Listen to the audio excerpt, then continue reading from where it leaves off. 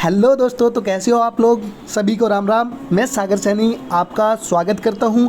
आज फिर मैं लेके आया हूं टॉप 15 क्वेश्चन की ये सीरीज। जैसे कि आपने थंबनेल में देखा होगा या टाइटल पर देखा होगा कि ये होने वाली है 50 महत्वपूर्ण क्वेश्चन, जिसके अंतर्गत हम मिडाइवल हिस्ट्री के एक पार्ट जिसे सल्तनत काल कहते हैं उसके 50 क्वेश्चन के बारे में देखिए हमने देखा था कि हम जो इतिहास है, ठीक है, जो इतिहास को हम 3 पार्ट में डिवाइड करके पढ़ते हैं। ठीक है, मोस्टली 3 पार्ट में डिवाइड करके पढ़ते हैं। पहला क्या होता है आपका प्राचीन काल, फिर मध्यकाल, ठीक है, और इसके बाद आपका आधुनिक काल यानी एंशिएंट हिस्ट्री, मिडाइवल हिस्ट्री और मॉडर्न हिस्ट्री। अब जब हम मिडाइवल हिस्ट्री का अध्ययन करते हैं तो हम मिडाइवल हिस्ट्री को भी आपके कितने पार्ट में सर, आपके 2 पार्ट में डिवाइड करके देखते हैं। पहला सल्तनत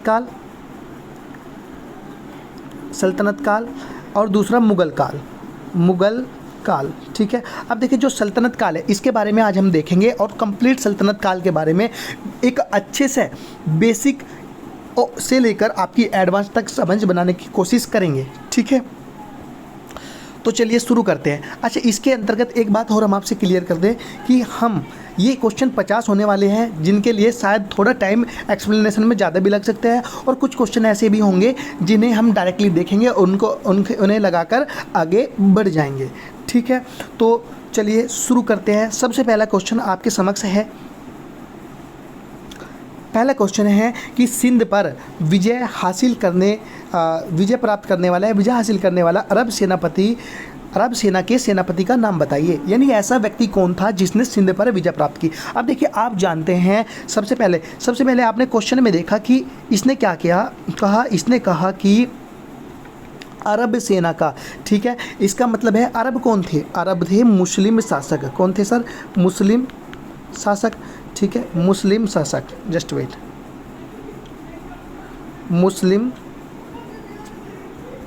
मुस्लिम शासक।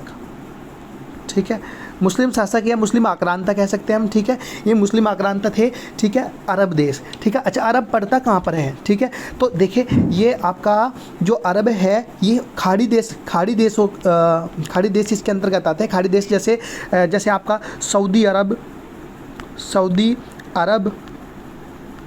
अरब, जॉर्डन, ओमान, सीरिया, ईरान। ठीक है, इन सबको क्या कहते हैं सर? हम अरब देश कहते हैं। ठीक है, जो भी खाड़ी देश हैं इन्हें अरब देश कहते हैं। ठीक है, पहली बात तो हम देख रहे हैं अरब कौन थे। ठीक है, तो ये क्या थे? जैसे सऊदी अरब होगा, जॉर्डन होगा, ओमान होगा आज का, सीरिया, ईरान। ठीक है, तो ये लोग क्या कहलाए? ये लोग अरबी कहलाए। यहाँ पर निवास करने वाले लोग अरबी कहलाए। ठीक है, ये अरबी इस्लाम का उदय कब हुआ था? 622 ईस्वी में। ठीक है, 622 ईस्वी में इस्लाम के उदय के पहले तक ये अरबी थे, जो कि बाद में क्या कहलाए? मुस्लिम कहलाए। ठीक है, यानी 622 से पहले क्या थे? अरबी थे, और बाद में जब इस्लाम का उदय हुआ तो क्या कहलाए? तो ये इस्लाम के उदय के साथ ही आपके मुस्लिम कहलाए। ठीक है, मुस्लिम कहलाए 622 ईस्वी के बाद। अब देखिए, क्योंकि हम भारत के संदर्भ में इन्हें पढ़ रहे हैं तो इनका भारत आने का क्या उद्देश्य था? इनका भारत आने का क्या उद्देश्य था? ठीक है, ये चीज़ देखते हैं। भाई ये भारत आए, लेकिन भारत आने का इनका उद्देश्य क्या था? तो देखिए सर्वप्रथम ये कहाँ हैं? तो ये मालाबार तट पर आकर व्यापार करने लगे। कहाँ पे? मालाबार तट पर आकर ये क्या करने लगे? व्यापार करने लगे। मालाबार तट कौन सा? यानी कि ये वाला तट। ठीक है, यहाँ पर आकर सबसे पहले क्या करने लगे? व्यापार के उद्देश्य से आए थे और धीरे धीरे पहला क्या है? पहला व्यापारी के रूप में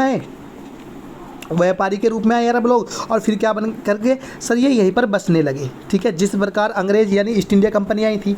ठीक है, पहले व्यापारी के रूप में आई और फिर धीरे धीरे यहीं पर बसना शुरू कर दिया, और धीरे धीरे क्या करना, अपना जो है हमें गुलाम बनाना शुरू कर दिया। ठीक है, इसी प्रकार ये लोग अरब व्यापारी के रूप में आए और बाद में धीरे धीरे यहीं पर क्या करने लगे सर? ये यहीं पर बसने लगे। ठीक है, इन्होंने क्या कहा? बसने के साथ साथ इन्होंने भारतीय महिलाओं से शादी करना शुरू किया।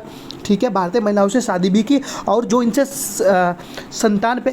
संतान भी पैदा हुई, ठीक है, क्या कि इन्होंने संतान पैदा हुई, जैसे भारतीय महिलाओं से इन्होंने शादी की जिसको उनसे संतान उत्पत्ति हुई, उसे क्या कहा गया सर, वायसीरा, वायसीरा कहा गया, ठीक है।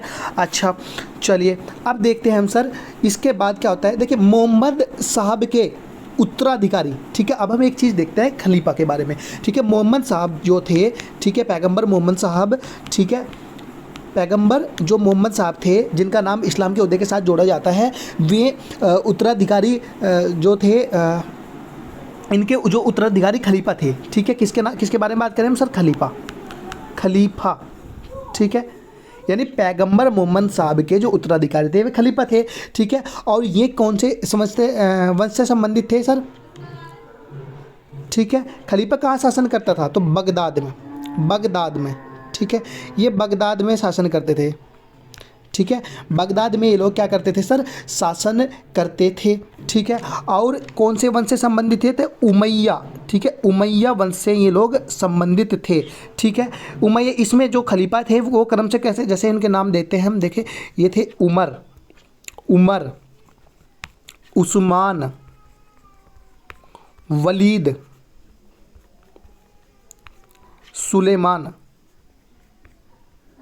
सुलेमान, ठीक है, यानी उमर, उस्मान, वलीद, सुलेमान, ठीक है, ये लोग क्या थे, ये खलीफा हुए, ठीक है। या खलीफा किसे कहा गया, हमने अभी अभी देखा, खलीफा पैगंबर मोहम्मद साहब के उत्तराधिकारी को कहा गया, ठीक है। अब क्या होता है सर, अब 636 ईस्वी में, ठीक है, कब 636 ईस्वी में, 636 ईस्वी में उमर साहब क्या करते हैं, यानी खलीफा उमर ने एक सैनिक टुकड़ी भेजी, ठीक है, कहाँ पे, तो भारत पर आक्रमण करने के लिए, ठीक है। और फिर लेकिन वो क्या हुआ, जब 636 ईस्वी में उमर ने जो है एक सैनिक टुकड़ी भेजी, ठीक है, और वो असफल रही, ठीक है, अपने प्रयास में। इसके बाद 647 में ऐसा प्रयास किया गया और 647 में पुनः उस्मान ने, ठीक है, दूसरे खलीफा उस्मान, ठीक है, उस्मान ने एक सैनिक टुकड़ी भेजी, ठीक है, और कहाँ पर भेजी, तो भारत की ओर भेजी थी, ठीक है। ये भी क्या हो गए, ये भी हार कर वापस लौटी, ठीक है।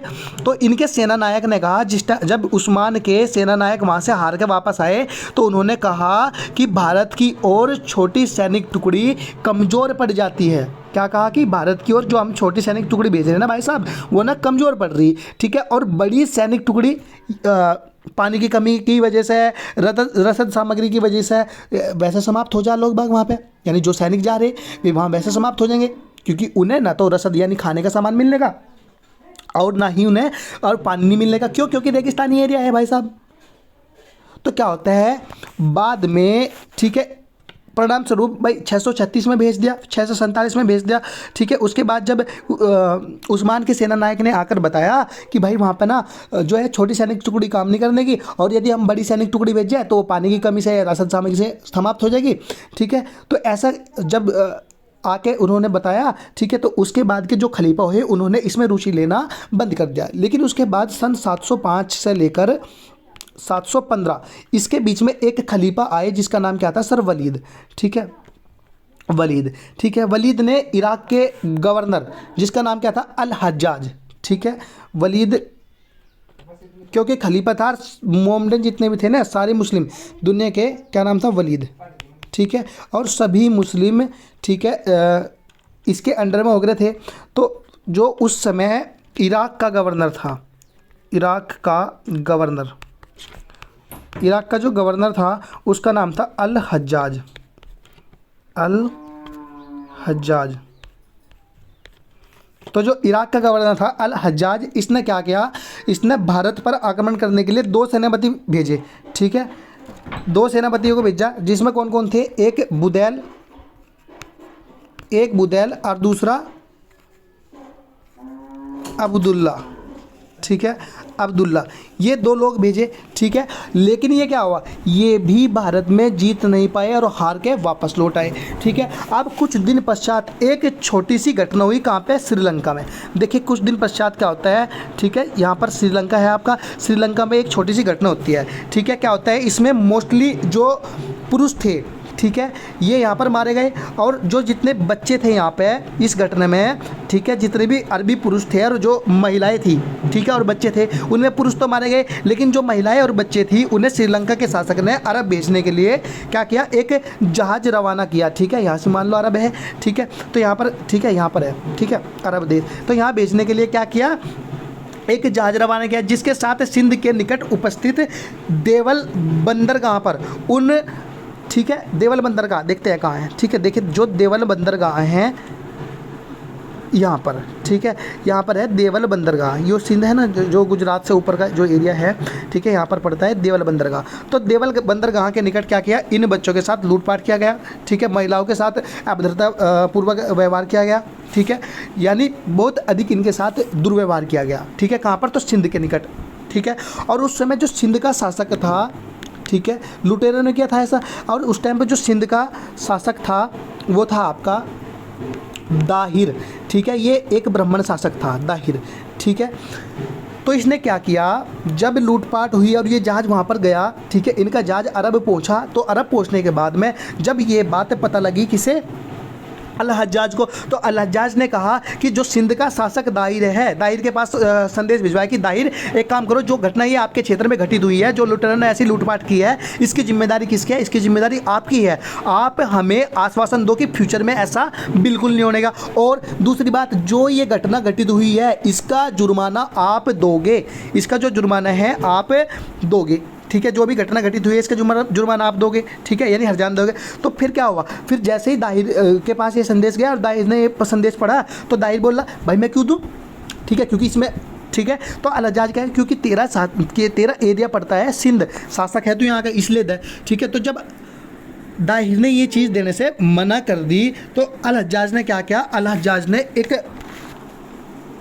एक सेनापति अपना, ठीक है, अपना एक सेनापति या एक सेनानायक भेजा, जिसका नाम क्या था, मोहम्मद बिन कासिम, MBK, मोहम्मद बिन कासिम को यहाँ पर हमला करने के लिए भेजा। कब, सन 711 में, ठीक है, सन 711 में भारत पर हमला करने के लिए भेजा, यानी सिंध पर हमला करने के लिए भेजा।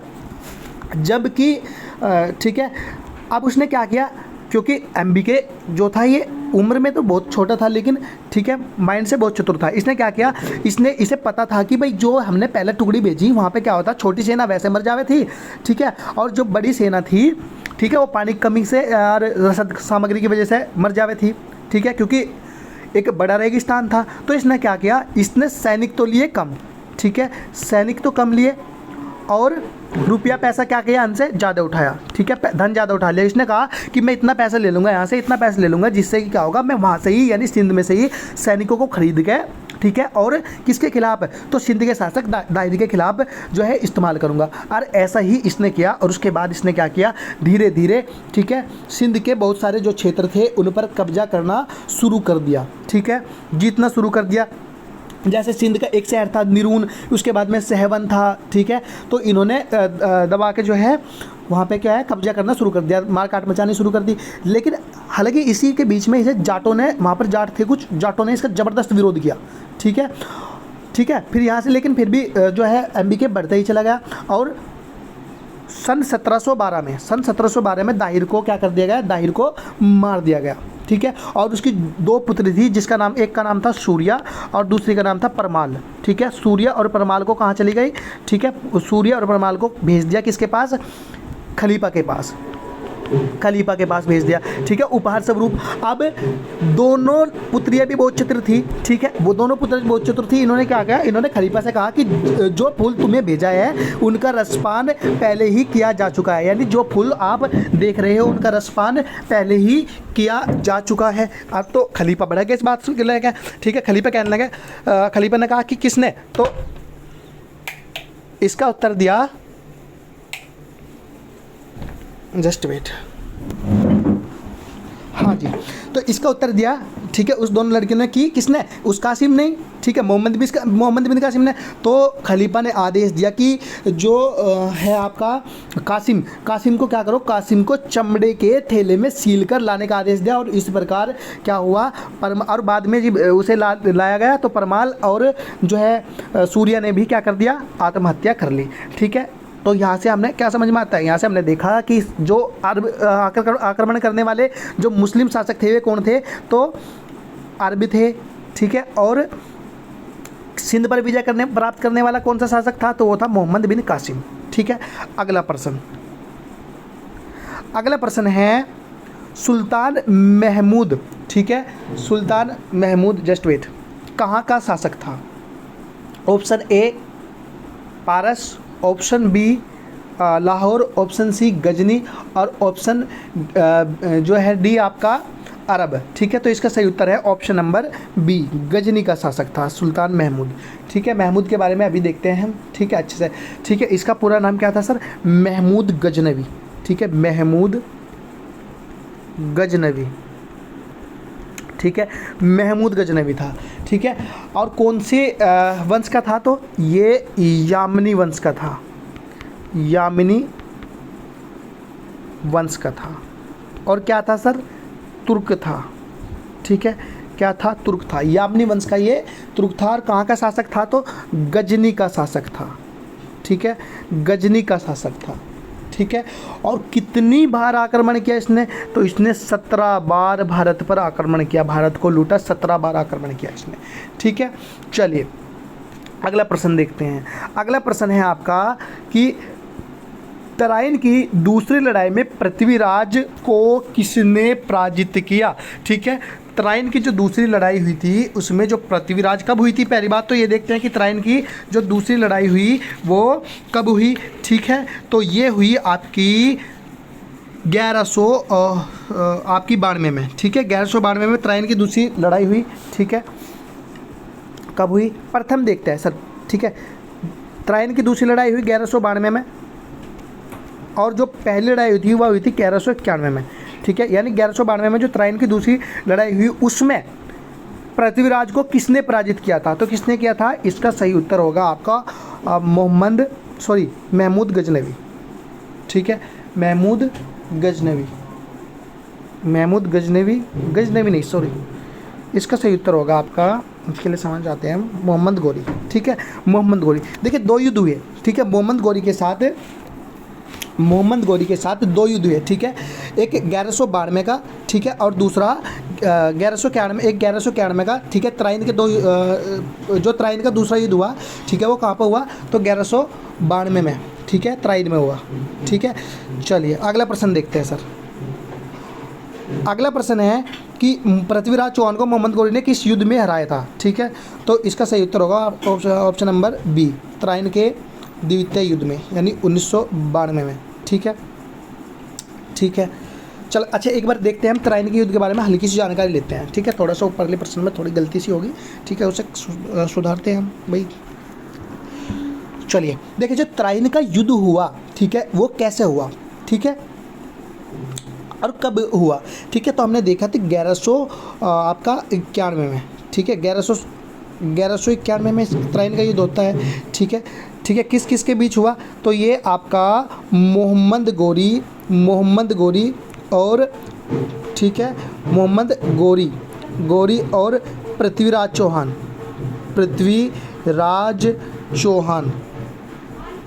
ठीक है, पृथ्वीराज चौहान तृतीय, याद रखिएगा, पृथ्वीराज चौहान तृतीय के बीच ये युद्ध लड़ा गया। और कब हुआ ये हमने बता दिया, 1191 में हुआ। अब जब 1191 में प्रथम युद्ध हुआ उसमें क्या होता है सर? पहले युद्ध में, ठीक है, पहले युद्ध में जो 1191 का प्रथम युद्ध हुआ उसमें पृथ्वीराज चौहान की जीत होती है, जबकि जो दूसरा युद्ध हुआ उसमें पृथ्वीराज चौहान की हार होती है, ठीक है, हार होती है, ठीक है। तराइन के 2 युद्ध हुए, एक 1191 में और दूसरा 1192 में, ठीक है। पहले में पराजय हुई मोहम्मद गोरी की और दूसरे में विजय हुई, ठीक है, विजय, ठीक है, विजय। अगला प्रश्न है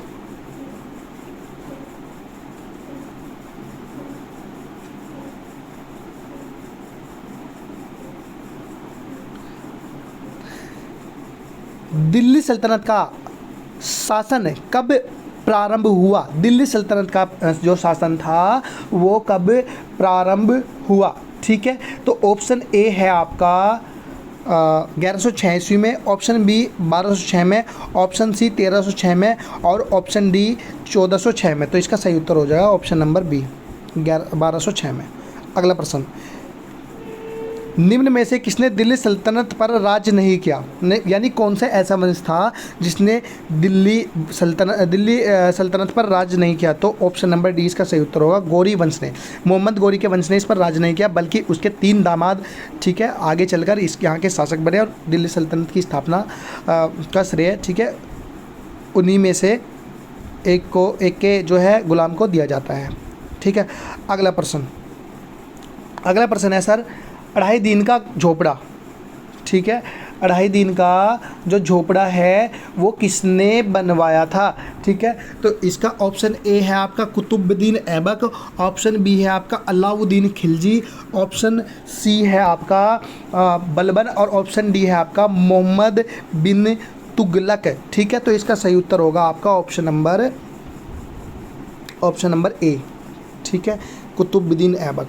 अच्छा, कुतुबुद्दीन ऐबक ने और क्या क्या कराया था? ठीक है, ये भी साथ साथ यहीं पर देख लेते हैं। ठीक है, ये जो कुतुबुद्दीन ऐबक था ये गौरी का उत्तराधिकारी था। ठीक है, कुतुबुद्दीन ऐबक कौन था? तो गौरी का उत्तराधिकारी था। ठीक है, उत्तराधिकारी था। अच्छा, अब देखते हैं कुतुबुद्दीन ऐबक के बारे में। ठीक है, इसने क्या क्या किया? ठीक है, तो इसने एक तो 2.5 दिन का झोपड़ा हमने देख लिया, ये बनवाया। ठीक है, ये बनवाया। दूसरा, इसने एक मस्जिद का निर्माण करवाया जिसका नाम था आपका कुव्वत उल इस्लाम मस्जिद। कुव्वत उल इस्लाम मस्जिद का इसने निर्माण करवाया। इसके बाद और क्या करवाया इसने कुतुब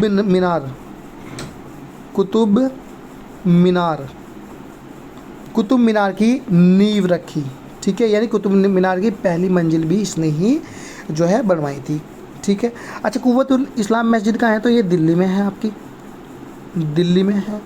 ठीक है, ओके। अच्छा, कुव्वत उल इस्लाम मस्जिद में एक चीज़ और याद रखिएगा आप, इसी मस्जिद के अंतर्गत, ठीक है, कुतुब मीनार में के आसपास ही है, इसी मस्जिद के अंतर्गत आपका एक स्तंभ है जिसे कहते हैं हम लोह स्तंभ। ठीक है, जो कि किसने बनवाया था? तो चंद्रगुप्त द्वितीय विक्रमादित्य ने इसका निर्माण करवाया था। अगला प्रश्न, निम्नलिखित को काल क्रम के अनुसार रखें। Option A Tughlaq, B Lodi, C Sayyid और फिर इलबरी और इसके बाद में है खिलजी। ठीक है, चलिए देखिए, सबसे पहले हम आपको बता दें इसे, या जो इलबरी थे ये कौन थे? ये गुलाम थे। ठीक है, गुलाम थे। कौन थे सर? गुलाम वंश के थे इलबरी। ठीक है, और इलबरी क्या थे? तुर्क थे। ठीक है, इलबरी क्या थे सर? आपके तुर्क थे। ठीक है, चलो, तो यानी पहले नंबर पे क्या आ जाएगा? आपका इलबरी। ठीक है, इसके बाद गुलाम वंश, क्योंकि आपको एक सूत्र याद रखना, गुलाब खिला तुम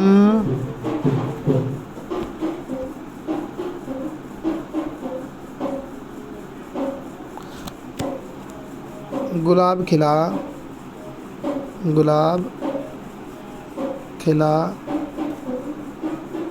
तुम से लोदी। गुलाब खिला तुमसे लोदी। गुलाब यानी गुलाम वंश, जिसके अंतर्गत हम क्या देख लेंगे? इलबरी यानी पहले नंबर पर आगा आपका चौथा। इसके बाद में खिला यानी खिलजी वंश है आपका 5वां। ठीक है, इसके बाद में तुमसे है तुगलक वंश। ठीक है, तुगलक वंश यानी पहला। इसके बाद से इसे सैयद वंश यानी 3रा और लोदी सबसे अंतिम वंश था। ठीक है, यानी 2। ठीक है, तो इसका सही उत्तर हो जाएगा आपका यानी 4 5 1 3 2। ठीक है, तो 4 5 1 3 2 सही उत्तर हो जाएगा आपका ऑप्शन नंबर डी। अगला प्रश्न कह रहा है कि किस शताब्दी में दिल्ली का जो कुतुब मीनार है उसका निर्माण किया गया था? ठीक है, तो इसका सही उत्तर हो जाएगा आपका ऑप्शन नंबर बी, 13वीं शताब्दी में। ठीक है, 13वीं शताब्दी में। ठीक है, कब कराया था? तो देखिए 1206 से 1210 तक का एक व्यक्ति थे जिसने राज करा। ठीक है, 1206 से 1210 तक का। ठीक है, किसका नाम? जिसका नाम हमने अभी पढ़ा, क्या नाम था उसका? तो कुतुबुद्दीन ऐबक। कुतुबुद्दीन ऐबक, ठीक है। कुतुबुद्दीन ऐबक ने क्या किया, 1206 से 1210 तक, ठीक है, 1206 से 1210 तक का शासन किया, ठीक है। और इसी के काल में क्या हुआ, इसी के काल में कुतुब मीनार का जो है, कुतुब मीनार की स्टार्टिंग गई थी, यानी पहली नींव रखी गई थी। इसके पश्चात जो अगले शासक हुए, ठीक है, इसका नाम था क्या, इल्तुतमिश। इसके बाद के शासक हुए, ठीक है, 1210 से लेकर ठीक है और 36 तक, 1236 तक इसने राज किया। और इसके टाइम पर क्या हुआ, इसका निर्माण पूरा हुआ। क्या हुआ जी, पूरा हुआ। किसका, कुतुब मीनार का। कुतुब मीनार की बात कर रहे हैं ना, तो इसका निर्माण क्या हुआ, पूरा हुआ, ठीक है। अच्छा, अब एक प्रश्न उठता है कि कुतुब मीनार का जो नाम है वो किसके आधार पर रखा गया है, ठीक है। तो एक सूफी संत हुए हैं जिनका नाम क्या है सर, सूफी संत हुए हैं जिनका नाम क्या था सर, आपका ख्वाजा कुतुबुद्दीन बख्तियार, ठीक है। इनके नाम पर कुतुब मीनार का नाम, ठीक है, रखा गया था, ठीक है। अगला प्रश्न, दिल्ली सल्तनत का पद संभालने के पहले बलबन किस सुल्तान का प्रधानमंत्री था, ठीक है।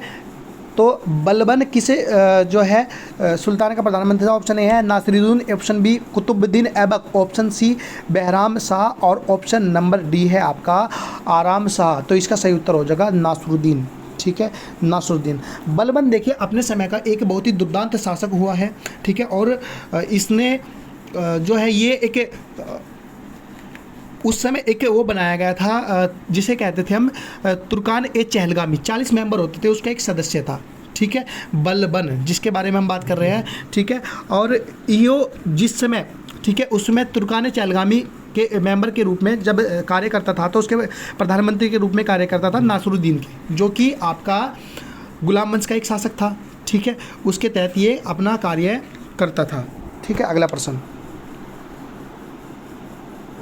निम्नलिखित में से दिल्ली का पहला प्रभुत्व संपन्न सुल्तान कौन था, ठीक है। तो ऑप्शन ए है आपका Qutbuddin Aibak, option number B है आपका Balban, option number C Alauddin Khilji, option number D Iltutmish. तो इसका सही उत्तर होगा आपका ऑप्शन नंबर डी इल्तुतमिश, ठीक है। देखिए कुतुबुद्दीन ऐबक जिसकी बात करी थी हमने 1206 से, कुतुबुद्दीन ऐबक 1206 से कब तक रहा, 1210 तक। उसके बाद 1210 से लेकर 1236 तक कौन रहा, तो इल्तुतमिश, ठीक है। तो जैसे कुतुबुद्दीन को भारत में तुर्की राज्य का संस्थापक माना जाता है, ठीक है, इसने स्थापना करी थी मोहम्मद गौरी के बाद, ठीक है। तो सिंहासन पर बैठने पर उसने क्या किया, सुल्तान की जो उपाधि थी वो ग्रहण नहीं करी थी, ठीक है, बल्कि वो अपने आप को गुलाम ही कहता था, मोहम्मद गौरी का गुलाम था ये, और अपने आप को गुलाम ही कहकर पुकारता था, ठीक है। तो लेकिन उसके बाद का जो आपका शासक हुआ जिसका नाम था इल्तुतमिश, ठीक है, इल्तुतमिश जो था ये इलबरी तुर्क था, ठीक है। और इसने क्या कहा, इसने स्वयं को सुल्तान कहलाना स्टार्ट किया, इसलिए वास्तविक संस्थापक को इसे माना जाए, इसलिए सही माना जाए इल्तुतमिश को, ठीक है। अगला प्रश्न है दिल्ली सल्तनत का उद्धारक कौन था, ठीक है। तो उद्धारक का मतलब जो संस्थापक होगा वही होगा, ठीक है। इसका उत्तर है जी आपका ऑप्शन नंबर सी इल्तुतमिश। अगला प्रश्न है निम्नलिखित में किसको शक्तिशाली नोबलों के एक समूह यानी तुर्कान चहलगामी का विनाश कर दिया, तो वो कौन था सर आपका, उसका नाम था बलबन, ठीक है। क्या नाम था sir, Balban, option number D. देखिए बलबन की कहानी जानते हैं एक बार, ठीक है, बार बार बलबन साहब आ रहे हैं, ठीक है। तो देखिए जो बलबन था, ठीक है, ये क्या था, बलबन नासिरुद्दीन, ठीक है, नासिरुद्दीन महमूद के यहाँ पर क्या करता था, ये प्रधानमंत्री के रूप में कार्य करता था, ठीक है। नासिरुद्दीन के शासनकाल में बलबन अपनी मर्जी तय शासन चला रहा था, ठीक है। क्योंकि जो इल्तुतमिश के बाद और फिर उसके बाद रज़िया सुल्तान आई, रज़िया सुल्तान की भी हत्या कर दी गई। उसके बाद जो शासक हुए वे बहुत कमज़ोर प्रकृति के हुए, यानी कठपुतली शासक हुए, ठीक है। और जो शासन की बागडोर संभाली वो किसने, तो चहलगामी, जिसमें इसमें 40 मेंबर होते थे, इसके सदस्यों ने जो है बागडोर संभाल ली। और उसी का एक सदस्य कौन था? तो उसी का एक सदस्य था आपका बलबन, ठीक है। तो बलबन ने क्या करा? बलबन अपनी मर्जी से शासन चला रहा था, जैसा चाहता है ऐसा कर रहा था, ठीक है। क्यों? क्योंकि इसका इसे एक पद भी दिया गया था जिसका नाम क्या था आपका? नायब ए मुमालिकत, नायाब ए मुमालिकत का इसे पद मिला था, ठीक है। इसलिए सुल्तान भी की सभी जो पावर्स थी वो ये यूज भी कर रहा था भाई, ठीक है। तो एक दिन क्या होता है सर, एक दिन नसरुद्दीन के बच्चों और बलबन के बच्चों को घुड़सवारी के लिए ले जाया गया, लेके भी बलबन ही गया। तो घुड़सवारी करते समय बलबन के बच्चे कह रहे थे कि मेरे पिता बहुत प्रभावशाली है, उनकी बहुत चलती है। तो नसरुद्दीन के बेटे ने बोल दिया कि लेकिन सुल्तान तो मेरे पिता है। नसरुद्दीन के कहने लगा कि भाई सुल्तान तो मेरे पिता हैं, ठीक है, और तुम्हारे पिता क्या है? तुम्हारे पिता तो गुलाम हैं, ठीक है, तुम्हारे पिता क्या है? गुलाम है। तो भाई घुड़सवारी में हुई इस तनातनी के बाद जब घुड़सवारी समाप्त होती है तब बलबन उन्हें लेने के लिए आया। तो नसरुद्दीन के लड़के ने होशियारी दिखाई और घोड़े पर चढ़ते हुए अपना जूता नीचे गिरा दिया।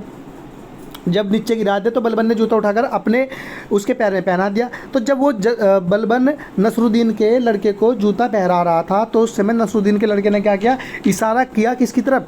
तो बलबन के लड़के की तरफ, और कहा कि देख यही तुम्हारे बाप की औकात है, ठीक है। तो घर जाने के बाद यही बात सारी की सारी बता दी बलबन को, उसके बच्चों ने, ठीक है। बलबन के बच्चों ने सारी बात बताई। तो बलबन ने योजना बनाई कि नसरुद्दीन का काम तमाम कर देना चाहिए। क्यों? क्योंकि पढ़ाई अब भी मेरा कठपुतली शासक है, लेकिन कल इसके बच्चे बड़े होंगे और इसके बच्चे बड़े होंगे तो वे षड्यंत्र कर सकें। इसी के साथ साथ तुर्कान चहलगामी के लोग भी उनका साथ दे सकें, ठीक है। तो एक काम कर रहा, मैं सबसे पहले तुर्कान चहलगामी को ख़त्म करूँगा और फिर इसे भी ख़त्म करूँगा, ठीक है। और दोनों को टपका के क्या किया? दोनों को ख़त्म करके तुर्कान चहलगामी को भी इसने नष्ट कर दिया जिसमें 40 मेंबर थे। और इसी के साथ साथ इसने बलबन ने, ठीक है, नसरुद्दीन को भी टपका दिया। और दोनों को मारने के पश्चात क्या किया? ये गद्दी पे बैठ गया, ठीक है। तो कब बैठा गद्दी पे? तो 1266 से लेकर 86 तक ये गद्दी पे बैठा, ठीक है। और इसने फिर दबा के राज किया, ठीक है। इतना खतरनाक आदमी हुआ, इतना खतरनाक आदमी हुआ, ठीक है। ये जो इसकी प्रकृति थी वह अभिजातवादी थी। इसका मतलब अभिजातवादी मतलब इसका मतलब है कि जो बड़े लोगों को, जो बड़े लोग थे ना, अभिजात यानी एलिट क्लास, ठीक है, उनसे ही मिलना चाहता और उनसे ही कहता कि जो मेरे राज्य में जो पद मिलने चाह ना बड़े बड़े, ठीक है, वो सारे किसे मिलने चाह? तो एलिट क्लास के लोगों को मिलना चाह, ठीक है। एक बार बर्नीस के दौर का एक, ठीक है, बर्नी एक जो इतिहासकार हुआ उसने कहा, बर्नी ने कहा कि एक सामान्य व्यक्ति को जब उससे मिलने के लिए मिन्नत आई, यानी एक नॉर्मल व्यक्ति आया उसके पास, ठीक है, और कहा कि भाई वो बलबन से मिलना चाहा, तो बलबन ने कहा कि मुझे छोटे लोगों को देखकर भी गुस्सा आता है और मेरी नसें फूलने लगती है और मेरे हाथ तलवार पर चला जाता है, ठीक है। ये बोल किसके थे? तो बलबन के थे, ठीक है, बलबन के थे। बलबन ने बर्नी ने अपनी पुस्तक में एक बात और लिखी कि बलबन ने कहा था कि हमें विस्तार की ओर नहीं बल्कि बचाव की ओर रहना चाहिए। क्यों? क्योंकि उस समय जो मंगोल शासक थे वे भी तिरछी नज़र से दिल्ली को देख रहे थे, ठीक है। तो ये था बलबन, ठीक है। चलिए अगला प्रश्न देखते हैं। अच्छा, प्रसिद्ध फारसी त्यौहार जो है आपका नौरोज का प्रवर्तन किसने किया? तो इसका सही उत्तर है आपका ऑप्शन नंबर डी, बलबन ने ये त्यौहार चलाया था। अगला प्रश्न, रजिया किसकी बेटी थी? तो रजिया बेटी थी आपकी किसकी? इल्तुतमिश की, ठीक है। अल्तमस या इल्तुतमिश की लड़की का नाम क्या था सर? रजिया, ठीक है। रजिया की भी एक खतरनाक कहानी है। देखिए रजिया कब बैठी गद्दी पर? सबसे पहले रजिया के बारे में थोड़ा सा जानने की कोशिश करते हैं, ठीक है। तो रजिया कब बैठी गद्दी पर? तो 1236 से लेकर 1240 के बीच इसने राज करा, ठीक है। किसने? रजिया ने। लेकिन रजिया के देखिए जब इल्तुतमिश की मृत्यु होगी तो मृत्यु के पहले ही इल्तुतमिश ने क्या कह दिया था कि मेरी उत्तराधिकारी कौन होगी? मेरी उत्तराधिकारी मेरी रजिया बेटी होगी, ठीक है। यानी रजिया जो थी ना वो बहुत ही योग्य शासिका भी थी, ठीक है, ठीक है। लेकिन उसके जो लड़के थे वे इतने योग्य नहीं थे, ठीक है। तो इस इल्तुतमिश ने अपने मरने से पहले ऐलान कर दिया था कि मेरा जो उत्तराधिकारी होगा वह रजिया होगी। परंतु ये बात जो थी अमीर और जो उलेमा लोग थे, ठीक है, इन्हें पसंद नहीं आई, अमीर और उलेमा जो थे ये धार्मिक वर्ग के लोग थे, ठीक है, जो इस्लाम की जो नियम है यानी जो कुरान है, हदीस है, ठीक है, खुम्स है, इनकी जो है व्याख्या करते थे, यानी शरीयत की व्याख्या करने वाले थे। तो ये बात ना जो कि भाई एक महिला शासन करेगी, यह बात अमीरों को और उलेमाओं को पसंद नहीं आई।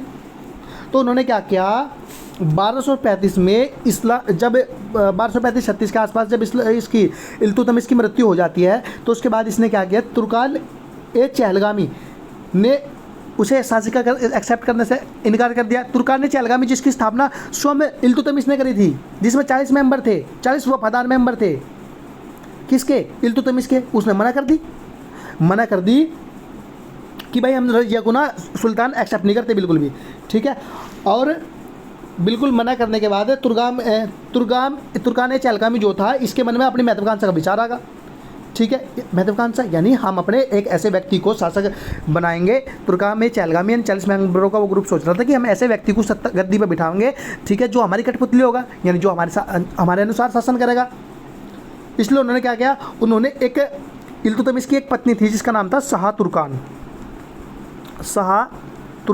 ठीक है। शाह तुर्कान के एक लड़का था जिसका नाम था रुकनुद्दीन फिरोज। इन्होंने क्या किया, शाह तुर्कान, ठीक है, यह भी एक दुर्दांत महिला थी, पहले नर्तकी थी, ठीक है, नाचने वाली थी, और उसके बाद में क्या बनेगी, उसके बाद में एक राजनीतिक महिला बन गई जब इससे शादी कर ली इल्तुतमिश से।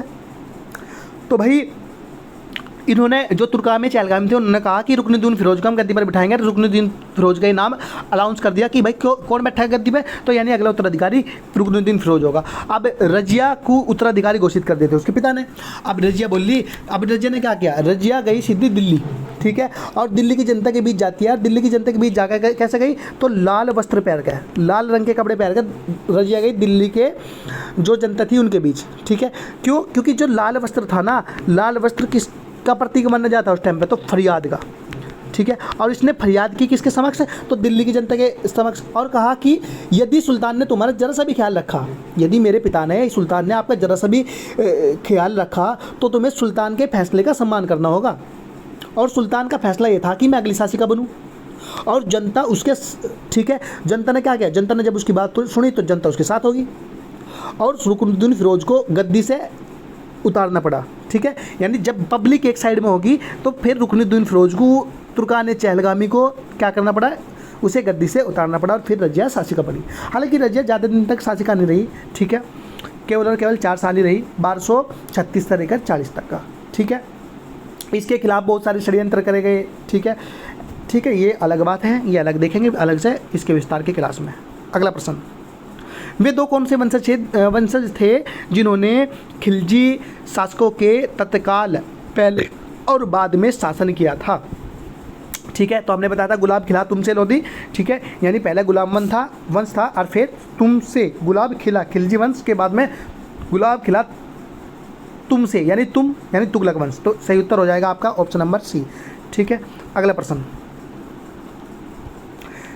दिल्ली के खिलजी सुल्तान कौन थे, option A Mongol, option B Afghan, option आपका जो है सी है तुर्क, ऑप्शन डी एक जाट कबीला, ठीक है। तो किसकी बात कर रहे हैं हम, तो इसने कहा कि दिल्ली के जो सुल्तान थे वो कौन थे, तो तुर्क थे। कौन थे सर, तुर्क थे, ठीक है। दिल्ली के सुल्तानों की जब हमने बात करी तो ये कौन थे सर, तुर्क थे, ठीक है। अब देखिए तुर्क की अगर हम बात करें ठीक है, तो तुर्क कौन लोग हो गए थे, तुर्क हो गए थे मुस्लिम। कौन थे सर, मुस्लिम, ठीक है। मुस्लिम में भी कौन से सर, सुन्नी में कौन थे सर, हनफी या हनीफी, ठीक है। आबू हनीफी को मानने वाले, ठीक है, आबू हनीफी को, ये इस्लाम के व्याख्या करते थे, इन्हें मानने वाले, ठीक है, हनीफी थे, ठीक है। हनीफी मुस्लिम थे, मुस्लिम में सुन्नी थे, सुन्नी में हनीफी थे, और हनीफी में कौन थे सर, तुर्की, ठीक है, तुर्की थे, ठीक है, यानी ये लोग थे, ठीक है। चलिए अगला प्रश्न, अगला प्रश्न है, स्वयं को दूसरा सिकंदर ए सानी कहने वाला सुल्तान कौन था।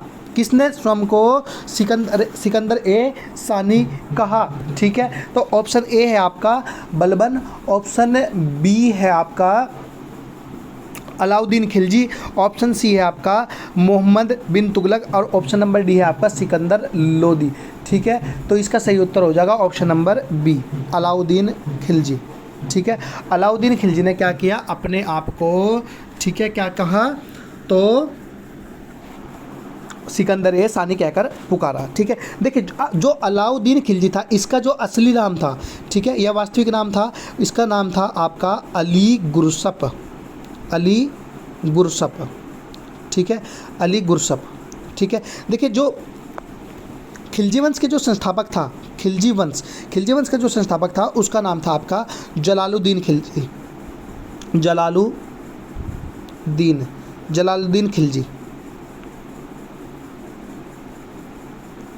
खिलजी।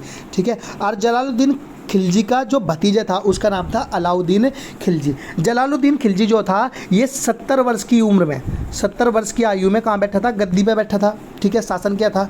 ठीक है, और इसका भी वास्तविक नाम क्या था, इसका नाम था असली मलिक फ़िरोज़ इसका नाम था। ठीक है, ठीक है भाई, चलिए आगे देखते हैं सर अगला प्रश्न। अगला प्रश्न है, सल्तनत वंश की विशालतम स्थायी सेना जिसका भुगतान सीधा राज्य द्वारा किया जाता था, ठीक है, वो बनाई थी, किसने बनाई थी, तो इसका उत्तर है आपका option number B, Alauddin Khilji ने। ठीक है, अलाउद्दीन खिलजी ने ही इस प्रकार की एक सेना बनाई थी जिसे ये नगद वेतन देता था। ठीक है, और इसी ने इस सेना में क्या क्या था, घोड़ा दागने की, ठीक है, घोड़ा दागने की, घोड़े पे निशान बनाने की, ठीक है, एक निशान बना देते थे। ठीक है, घोड़ा दागने और सैनिकों का हुलिया निर्धारित किया था, यानी इसे कहा गया दाग और हुलिया पद्धति किसने स्टार्ट की, तो अलाउद्दीन खिलजी ने। ठीक है, अलाउद्दीन खिलजी ने ही दाग और हुलिया पद्धति की जो है स्टार्टिंग की थी। ठीक है, अगला प्रश्न, दक्षिण विजय मिशन अलाउद्दीन खिलजी ने किसे सौंपा था। ठीक है, तो इसका आपका सही उत्तर होगा ऑप्शन नंबर सी, मलिक काफूर को। ठीक है, मलिक काफूर को। ठीक है, दक्षिण में इसने कई अभियान किए, ठीक है, बहुत सारे अभियान किए। दक्षिण के अभियान के दौरान इसने खिलजी ने यानी महाराष्ट्र का देवगिरी, ठीक है, इसी के साथ साथ महाराष्ट्र के जो देवगिरी शासक थे उन्हें हराया। शासक में कौन था, तो रामचंद्र देव था। वारंगल का एक काकतीय वंश के जो राजा थे उसमें प्रताप रुद्र देव द्वितीय को हराया। वारंगल कहाँ पड़ता था, तो आंध्र प्रदेश में। द्वार समुद्र के होशल को हराया, द्वार समुद्र यानी आज का कर्नाटक। ठीक है, उसमें वीर बल्लाल नाम का एक व्यक्ति था या शासक था, उसे हराया। मदुरै में पांड्यों को हराया, तमिलनाडु क्षेत्र में, और उनके साथ लूटपाट करी काफ़ी ज़्यादा। ठीक है, अगला प्रश्न है, बाजार विनिमय प्रणाली की आरंभ की गई किसने की। बाजार विनिमय जो प्रणाली की शुरुआत करी वो किसने करी, तो वो इसने करी थी आपके अलाउद्दीन खिलजी ने। ठीक है, अलाउद्दीन खिलजी। अगला प्रश्न, निम्नलिखित में किसे भारत का तोता कहा जाता है। तोता ए हिंद, ठीक है, ये था अमीर खुसरो, तूती ए हिंद। ठीक है, बी से कहा जाता था। अगला प्रश्न है आपका, निम्नलिखित में से बलबन से लेकर गयासुद्दीन तुगलक तक सभी सुल्तानों के संरक्षण का उपभोग किया। अच्छा, किसने, यानी सबसे ज़्यादा सुल्तानों के दरबार में जो शासक रहा वो कौन रहा, इसमें से कौन सा ऐसा वो था, तो अमीर खुसरो सबसे ज़्यादा उसमें रहा। ठीक है, दरबारों में। ठीक है, दरबारों में राजकवि के रूप में इसने काम किया। ये एक इतिहासकार भी रहा। ठीक है, इसमें बहुमुखी जो है प्रतिभा विद्यमान थी। अगला प्रश्न, वर्तमान दौलताबाद जहां मोहम्मद बिन तुगलक ने दिल्ली से राजधानी स्थानांतरित की थी, तो वो किसके समीप स्थित है, तो औरंगाबाद। ठीक है, औरंगाबाद महाराष्ट्र में पड़ता है, महाराष्ट्र। ठीक है, अगला प्रश्न, ब्राह्मणों पर भी जजिया लगाने वाला पहला सुल्तान कौन था, यानी ऐसा सुल्तान कौन था जिसने ब्राह्मणों पर भी जजिया लगाया। ठीक है, तो option A Firoz Tughlaq, option B Mohammad Tughlaq, option C Balban और ऑप्शन नंबर डी है आपका अलाउद्दीन खिलजी। तो सही उत्तर है आपका फिरोज तुगलक। ठीक है, MBT के बाद आया था ये, यानी मोहम्मद बिन तुगलक के बाद आया था ये। ठीक है, और इसने क्या किया, इसने ब्राह्मणों पर भी क्या लगाया, जो है जजिया लगाया, ठीक है। और इसने जो हिंदू थे, हिंदुओं को क्या कहा, हिंदुओं को क्या कहा सर इसने, जिम्मी, जिम्मी, ठीक है। हिंदुओं को इसने जिम्मी कहकर पुकारा। अगला प्रश्न, अच्छा एक बात और जान लो ही, तो जो जजिया था, ठीक है, यानी जो हिंदुओं से लिया जाने वाला कर था जजिया, ठीक है, इस कर की शुरुआत किसने की थी भारतीय उपमहाद्वीप में, ठीक है। तो इस शुरुआत करने वाला जो व्यक्ति था वो था मोहम्मद गौरी, मोहम्मद गौरी। अगला प्रश्न, निम्नलिखित में से किस सुल्तान ने सती प्रथा को रोकने का प्रयास किया, यानी ऐसा कौन सा सुल्तान था जिसने प्रयास किया सती प्रथा को रोकने का। इंपॉर्टेंट क्वेश्चन है, ठीक है। तो इसका सही उत्तर है मोहम्मद बिन तुगलक, MBT, ठीक है, MBT। होली भी खेलता था MBT। अगला प्रश्न, यात्री इब्न बतूता, ठीक है, इब्न बतूता जो था वो किसके काल में आया, ठीक है, और कहाँ का यात्री था, ठीक है। तो ये यात्री था आपका मोरक्को का, ठीक है। कहाँ का यात्री था इब्न बतूता, मोरक्को का। और किसके काल में आया सर, ये आता है आपका MBT के काल में, ठीक है, MBT के काल में। MBT के काल में आया कौन, इब्न बतूता, ठीक है। तुगलक वंश का शासक था MBT, मोहम्मद बिन तुगलक। अगला प्रश्न, अगला प्रश्न, जस्ट वेट। अगला प्रश्न है, नीचे दिए गए दिल्ली सुल्तानों के वंशों की क्रम व्यवस्थित कीजिए। खिलजी वंश, तुगलक वंश, सैयद वंश और गुलाम वंश, ठीक है। तो सबसे पहला आपका कौन सा था इसमें से, खिलजी वंश, तुगलक वंश, सैयद वंश और गुलाम वंश। सबसे पहला गुलाम वंश, इसके बाद आपका है खिलजी वंश, तुगलक वंश और सैयद वंश, यानी चौथा है दूसरा पहला तीसरा, चौथा दूसरा पहला चौथा गुलाम वंश, खिलजी वंश, चौथा पहला दूसरा तीसरा, चौथा पहला दूसरा तीसरा। इसका सही उत्तर हो जाएगा ऑप्शन नंबर डी। अगला प्रश्न, अगला प्रश्न है कि भारत में तुगलक वंश के बाद कौन सा वंश शासन में आता है, यानी तुगलक वंश जैसे ही खत्म हुआ तो उसके बाद कौन आया, तो सैयद वंश। अगला प्रश्न, ठीक है। अगला प्रश्न है, लोधी वंश का संस्थापक कौन था, ठीक है। लोधी वंश का संस्थापक कौन था, ऑप्शन नंबर ए इब्राहिम लोधी, ऑप्शन नंबर आपका बी है दौलत खान लोधी, ठीक है। ऑप्शन नंबर आपका सी है बहलोल लोधी, और ऑप्शन नंबर आपका जो है डी है, ये है आपका सिकंदर लोधी। तो आपका सही उत्तर होगा option number C Bahlol Lodi, ठीक है, बहलोल लोधी, बहलोल लोधी, ठीक है। तो कब से कब तक शासक रहा बहलोल लोधी, तो 1451 में इसने इसकी स्थापना करी और 1489 तक 89 तक ये शासक रहा, ठीक है। चलिए अगला प्रश्न, दिल्ली सल्तनत का राज्यकाल कब समाप्त हुआ, तो कब हुआ, तो ये हुआ जी आपका सन 1526 में, 1526 में। 1526 में क्या होता है, तराइन का दूसरा युद्ध होता है, किस किस के बीच, मोहम्मद गौरी और जो है कुतुबुद्दीन ऐबक के बीच हमने देखा था, तराइन का दूसरा युद्ध होता है, ठीक है। लेकिन उसके बाद, ठीक है, 21 अप्रैल, ठीक है, यानी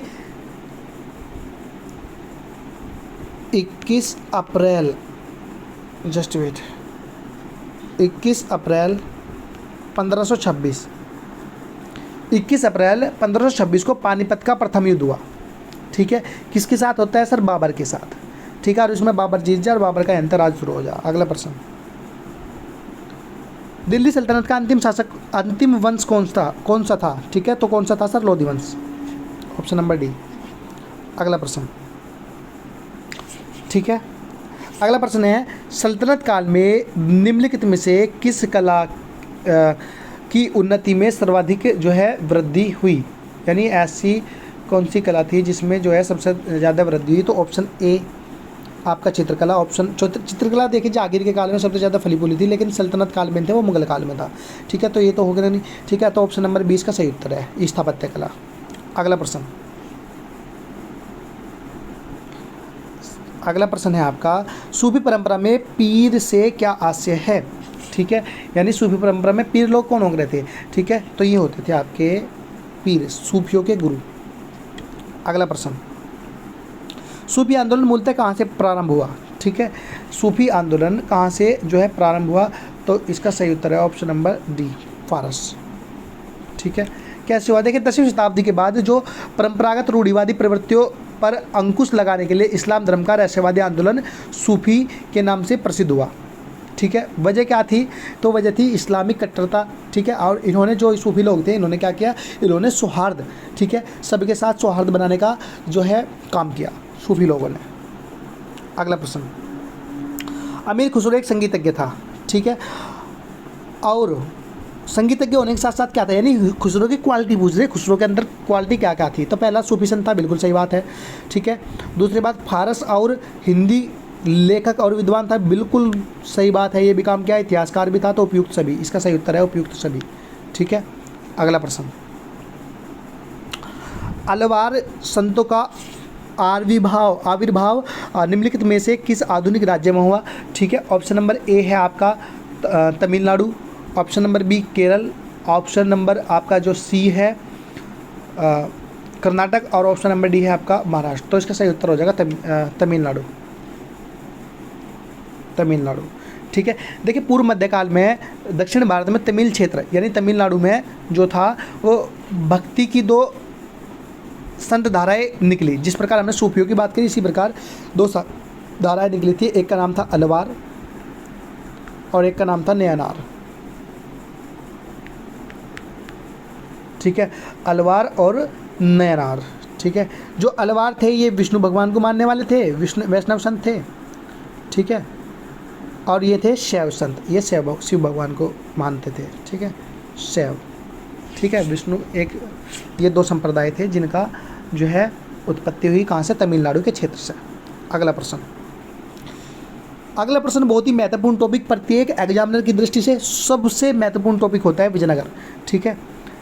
देखिए विजयनगर राज्य की स्थापना किसने की थी, तो विजयनगर जो राज्य था उसके संस्थापक में ऑप्शन ए है आपका तुलुव वंश, ऑप्शन नंबर बी है संगम वंश, ऑप्शन नंबर जो सी है आपका सुलुव वंश, और ऑप्शन नंबर डी है आपका देव राय वंश। ठीक है।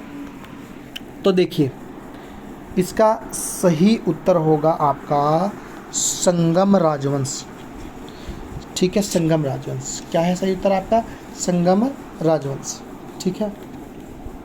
संगम राजवंश के दो व्यक्ति थे, एक का नाम था हरिहर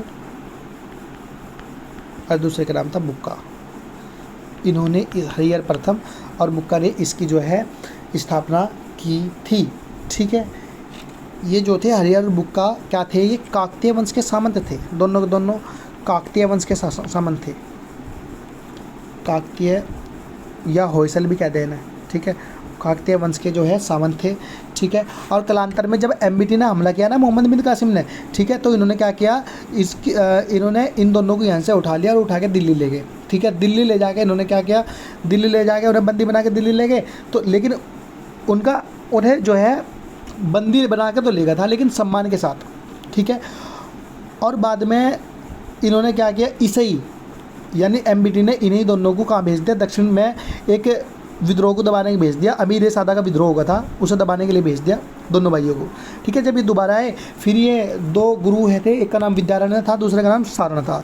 दोनों के प्रभाव में आकर, ठीक है, इन्होंने क्या किया, इस्लाम का त्याग कर दिया और दोबारा फिर हिंदू धर्म को अपना लिया था। इन्होंने इस्लाम अपना लिया था, हालांकि दिल्ली जाके। ठीक है। चलिए अगला प्रश्न, अगला प्रश्न है विजयनगर के शासकों ने प्रोत्साहित किया हिंदी को, मराठी को, संस्कृत को। दूसरा है आपका मलयालम, तमिल, संस्कृत। ठीक है।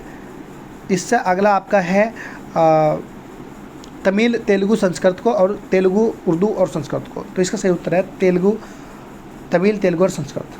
ठीक है। तमिल, तेलुगु और संस्कृत। ठीक है। अगला प्रश्न, 1420 में विजयनगर जो साम्राज्य था में आने वाली इटली के जो यात्री थे वो कौन थे। ठीक है। 1420 में जो विजयनगर में जो व्यक्ति आया, ठीक है, इटली से जो व्यक्ति आया उसका नाम क्या था, तो इसका नाम था ऑप्शन ए एडोआर्डो बारबोसा। ठीक है। Option B Niccolo de Conti, option number C Abdul Razzaq, और ऑप्शन नंबर डी है आपका डोमिंगोज पेस। तो सही उत्तर है आपका option number B, Niccolo Conti. Niccolo Conti आया था। ठीक है। और किसके दरबार में आया था, ठीक है, तो ये आया था आपका हरिहर द्वितीय के दरबार में। हरिहर द्वितीय के दरबार में ये आया था, ठीक है।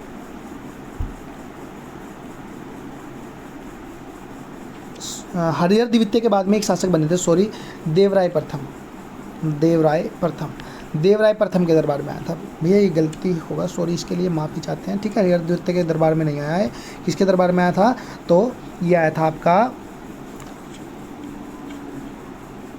ठीक है, किसके दरबार में, तो देवराय प्रथम के, देवराय प्रथम, ठीक है, देवराय प्रथम के दरबार में आया था निकोलस कॉन्टी, ठीक है। अगला प्रश्न, कृष्णदेवराय किस वंश के शासक थे, ठीक है। तो किस वंश के शासक थे, तो विजयनगर। किस राजवंश के शासक थे, तो विजयनगर राजवंश के, ठीक है, विजयनगर, ठीक है। और विजयनगर में भी किस वंश के, 4 वंश हुए उसमें, ठीक है। तो विजयनगर में भी किसके, तो ये तुलु वंश के थे, तुलु वंश के, ठीक है, तुलु वंश के, ठीक है। और तुलु वंश इसने जो है, इसकी स्थापना किसने करी थी, तुलु वंश की, तो तुलु वंश की जो स्थापना करी थी, ठीक है, ये करी थी, इनके बड़े भाई थे वीर नरसिंह, इन्होंने इसकी स्थापना करी थी, ठीक है, 1505 में, 1505 में। और 1505 से लेकर 1509 तक इन्होंने शासन भी किया, ठीक है, वीर नरसिंह ने। और उसके बाद 1509 से लेकर 36 तक का किसने शासन किया, तो विजयनगर साम्राज्य के शासक कृष्णदेवराय ने, ठीक है, यहाँ पर शासन किया। इससे अगला प्रश्न है, कृष्णदेवराय ने कौन सी पुस्तक लिखी थी, ठीक है। कृष्णदेवराय ने कौन सी पुस्तक लिखी थी, ए मिताक्षरा, बी राजतरंगिणी, सी कर्पूर मंजरी और डी अमुक्त माल्यद, ठीक है। तो इसका सही उत्तर है ऑप्शन नंबर डी, अमुक्त माल्यद, ठीक है। विजयनगर के शासक कृष्णदेवराय ने अमुक्त माल्यद लिखी थी, ठीक है। फिर से ये आ गया, ठीक है। अगला प्रश्न है, तेलुगु कृति अमुक्त माल्यद का लेखक कौन था, तो कृष्णदेवराय, ठीक है। कृष्णदेवराय ने अमुक्त माल्यद तो लिखा ही था, तेलुगु में लिखा गया था, ठीक है। इसके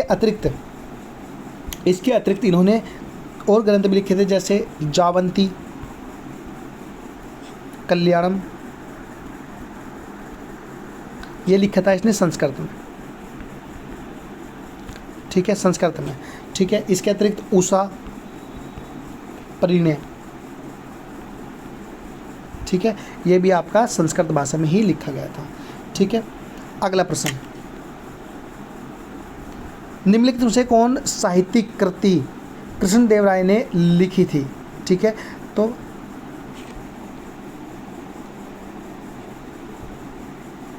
साहित्यिक कृति, ठीक है, कृष्णदेवराय ने लिखी थी। ऑप्शन नंबर ए है कथा सरिस्थागा, ठीक है। ऑप्शन नंबर बी है आपका कविराज मार्ग, और ऑप्शन नंबर आपका जो डी है, सी है, वह है उषा परिणाम, ठीक है। और ऑप्शन नंबर आपका डी है अमुक्त मात्यद, ठीक है। तो सही उत्तर है ऑप्शन नंबर डी। अगला प्रश्न, विजयनगर के मध्यकालीन नगर को आजकल क्या कहते हैं। Option number A Chandragiri, option number B Hali Bundi, option number C Hampi, option number D Kodabidu. तो सही उत्तर है आपका हम्पी, ऑप्शन नंबर सी, ठीक है। अगला प्रश्न, तालीकोटा की जो लड़ाई हुई, ठीक है, वो कब हुई, ए 1565 में, बी 1575 में, और सी 1558 में, और आपका डी है 1570 में। तो सही उत्तर है 1565 में। देखिए 1565 में जो तालीकोटा की लड़ाई हुई, तालीकोटा के बजाय इसे एक नाम से और जाना जाता है कि इसे राक्षस टंगड़ी की लड़ाई के नाम से भी जाना जाता है, ठीक है, ठीक है। इसके बारे में किसने दिया, तो एक इतिहासकार हुए जिसका नाम था फरिश्ते ने इसके बारे में जो है लिखा है, ठीक है। चलिए अगला प्रश्न है सर बीजापुर से, ठीक है, क्योंकि विजयनगर खत्म हो चुका है। अब आते हैं हम बीजापुर पे। पहला प्रश्न है, निम्नलिखित ब्राह्मण शासकों में से बीजापुर के प्रसिद्ध गोल गुम्बज का निर्माण किसने करवाया, ठीक है। तो ऑप्शन ए कुतुबुद्दीन ऐबक, ठीक है। देखिए कुतुबुद्दीन ऐबक तो ऑप्शन ए है आपका मोहम्मद आदिल शाह, ठीक है। ऑप्शन ए है आपका मोहम्मद आदिल शाह, ऑप्शन बी है महमूद गवाह, ऑप्शन सी है यूसुफ आदिल शाह, ऑप्शन डी है आपका इस्माइल आदिल शाह। ठीक है, तो इसका है आपका सही उत्तर मोहम्मद आदिल शाह, ऑप्शन ए। अगला प्रश्न, निम्नलिखित में से किस राजवंश से बीजापुर के स्वतंत्र शासन की स्थापना की? तो इसका सही उत्तर हो जाएगा आपका आदिल शाह। यूसुफ आदिल शाह जो थे, इन्होंने जो है स्वतंत्र शासन की स्थापना करी थी। कब? 1489 में, 1489 में। ठीक है, इन्होंने स्थापना करी और 1510 में इन्हें से पुर्तगालियों ने गोवा छीना था। ठीक है, अगला प्रश्न, निम्नलिखित में से उस शासक का नाम क्या है जिसने विजय स्तंभ का निर्माण कराया था? ठीक है, तो इसका सही उत्तर हो जाएगा राणा कुंभा। अगला प्रश्न, कीर्ति स्तंभ का निर्माण किसने करवाया? तो राणा कुंभा। अगला प्रश्न, निम्नलिखित में से किसने बीदर के मदरसे का निर्माण कराया था? बीदर में एक मदरसा बनवाया गया था। ठीक है, उसका निर्माण किसने करवाया था? तो इसका सही उत्तर हो जाएगा option number C, Ahmad Shah. अगला प्रश्न, कृष्णदेव राय के दरबार में अष्टदिग्गज कौन थे? ऑप्शन ए 8 मंत्री, ऑप्शन बी 8 तेलुगु कवि, ऑप्शन नंबर सी है आपका महान सेनापति और ऑप्शन नंबर डी है आपका परामर्शदाता। ठीक है, तो इसका सही उत्तर हो जाएगा ऑप्शन नंबर बी 8 तेलुगु कवि। देखिए उनमें कौन कौन थे, ये आपका अंतिम प्रश्न भी था। ठीक है, तो उनमें हम देखते हैं कौन कौन थे। ठीक है, जिसमें अल्लादी, अल्लसानी,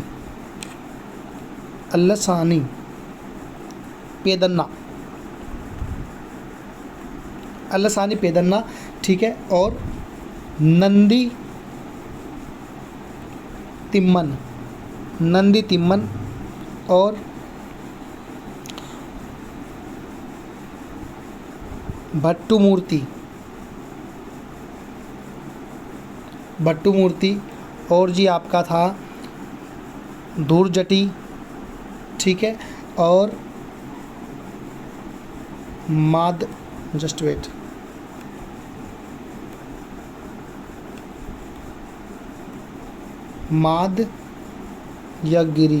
मादयगिरी,